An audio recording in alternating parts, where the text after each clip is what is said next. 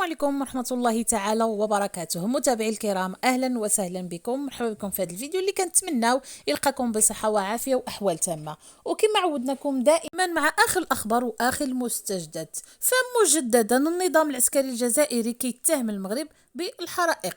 فابقوا معايا الاخوان، نشوفوا التفاصيل ديال هذا الموضوع. دائما لايك والبارطاج لهذا الفيديو، كذلك الاشتراك. فعلى بركه الله ندخلوا صلب الموضوع. اول حاجه، بردا وسلاما للاخوان ديالنا والاخوات ديالنا القبائليين. اما بالنسبه للكبرانات فما عندهم الجديد، دائما خاصهم يحملوا مسؤوليه ديال الفشل ديالهم للمغرب.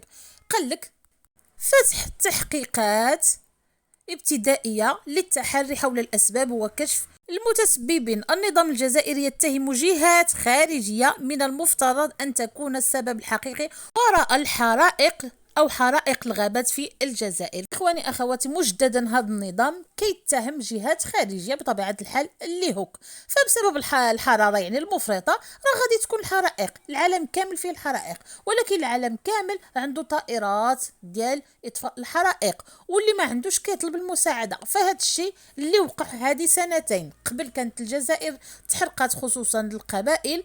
فالمغرب عارف باللي هاد الدولة لا حول لها ولا قوة، ما عندهمش طائرات الكنادير، ما عندهمش طائرات لإطفاء الحرائق. فالملك ديالنا طيب بقوا فيه، قال لهم هاكم عندنا حنايا أسطور من طائرات، ماشي غير وحدة طائرة ديال الإطفاء باش ينقذهم من أجل إنقاذ أرواح الشعب الجزائري. فهنا شنقريحة فضل أن يتحرقوا الأطفال والنساء ويعني الناس كاملين، وما يشدش المساعدة أو ما يقبلش المساعدة من المغرب.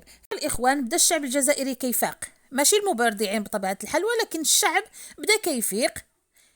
فين هاد القوة الضاربة؟ ياك الكابرانات كيقولوا لهم بلي هما القوة الضاربة والقوة الإقليمية، والمغرب كيقولوا فيه المجاعة وفيه الأزمة. يعني هاد التساؤلات اللي بداو كيطرحوا الشعب الجزائري، يعني الناس كيقولوا شنو هاد الشيء. المروك اللي كيقولوا عليه عنده الأزمة، عنده المجاعة، ما عندوش الغاز، وعنده طائرات أو عندهم أسطول من الطائرات ديال إطفاء الحرائق، والجزائر ما عندها حتى وحدة. فصافي بداو كيفهموا، بداو كيعرفوا باللي الكابرانات كياخدوا اموالهم وكيصرفوها على المرتزقات البوليزاريو. صراحه شفنا واحد الصور اللي كطيح الدمعه من العين، الصور اللي الناس كياخدوا بالسطوله كيطفيو الحرائق، دراري صغار كيتحرقوا، الجنود الجزائريين كذلك كيتحرقوا. واش نقريحه فين؟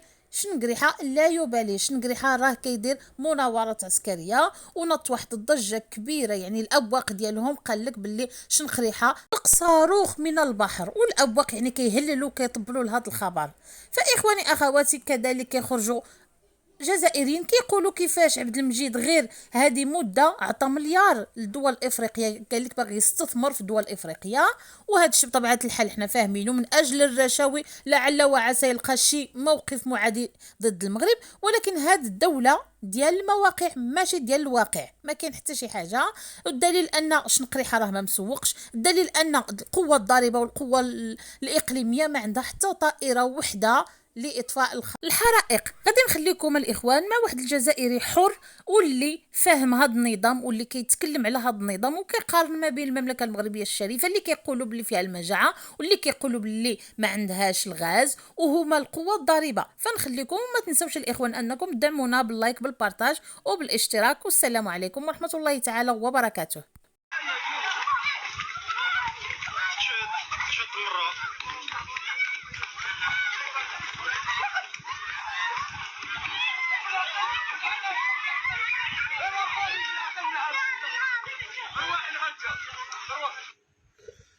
الجزائر تحترق وأموال الكنادير عند البريكس وفلسطين. سلام الله عليكم، رحمة الله على كل ضحايا الجريمة مكتملة الأركان التي نفذها النظام الجزائري في حق الجزائريين، والذي يواصل في حرق الجزائريين. لأنه يكذب من يقول بأنه من احترقوا اليوم العشرات، كل هؤلاء هم ضحايا جريمة من أخرى من جرائم النظام الجزائري، الذي عوض أنه يقول لك احنا الآن هناك احتباس حراري، هناك كوارث في كل مناطق العالم، هناك يعني درجة الحرارة ترتفع سنة بعد سنة، الحرائق في كل سنة، الناس تموت بالمئات وبالعشرات في كل سنة. من المفروض أننا ناخذ ملايين حتى ملايير الدولارات حتى نوفر كل الإمكانيات للحماية المدنية، حتى الجيش، لكل يعني المؤسسات الدولة حتى تسيطر على الحرائق. لا، حنا نمدوا ملايين الدولارات لفلسطين الشهداء، حنا نمدوا مليار ونصف مليار دولار إلى البريكس، حنا نوزعوا ملايين الدولارات على تونس. شكون حنا؟ النظام الجزائري بطبيعة الحال. الزلط والتفاهم ماشي درك، ما بقاتش برك في الزلط والتفرعين، هادو يقتلوا في الناس، هؤلاء يحرقون في الشعب الجزائري. ما حدث اليوم هو حرق للشعب الجزائري.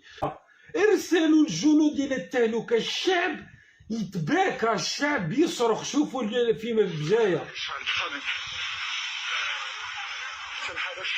شوفوا منطقة القبائل يجري بالسطل تاع ما باه يروح يطفي الماء، ما كان حتى واحد، لا سلطات محلية لا ولا واحد جا لنجدتهم. شوفوا هاي تاني جيجل، ها شوفوا النار وين وصلت،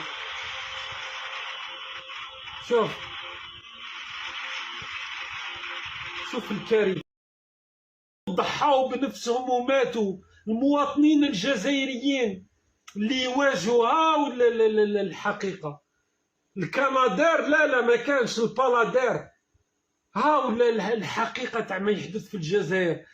ورايحين وش نقريحة يا اخي. اليوم راكم شفتوا الجنود ماتوا، الجنود تحرقوا، بعتوهم بالا وبيوش.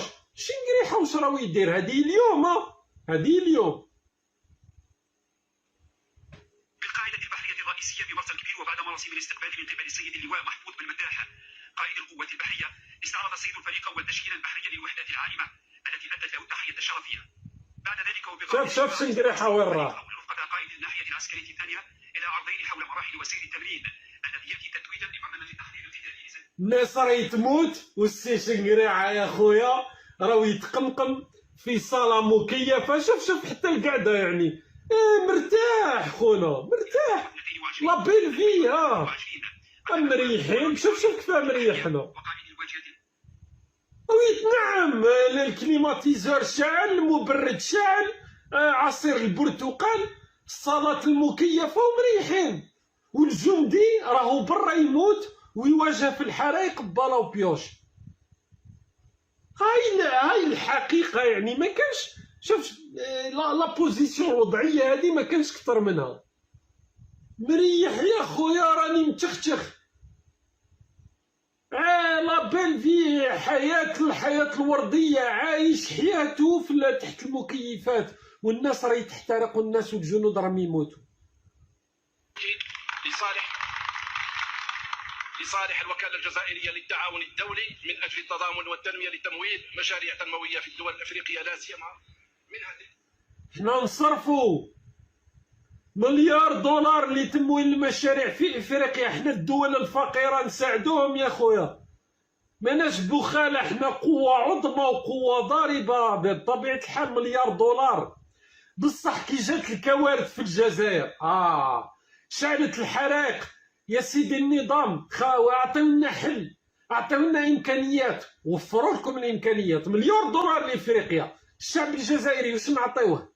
واش نعطيو الشعب الجزائري؟ ارقام هواتف تحت تصرف مواطني جيجلو بجاي. كل بسيط، تساؤل بسيط، علاش؟ واي؟ وتتفاحلوا غير بصح باه يوزعوا الاموال في كل الجهات على مليار ونصف مليار دولار. مليار دولار هو كي تسمع هادي على بالك او تهبل والناس تموت والناس قدر ما عندناش. بصح نهار انا قالوا لي انت خاين كل ما نتكلم، ونهار يا اخي كنت نتكلم بالارقام يا جماعه. هاي الميزانية رانا وصلنا ل1 مليار دولار في ألعاب البحر الأبيض المتوسط التي ما عندها حتى قيمة لا رياضية لا راح تحسن صورة الجزائر. الأموال راهي نهبت. لا لا لا لا، أنت تفسد علينا في الفرحة. امشي.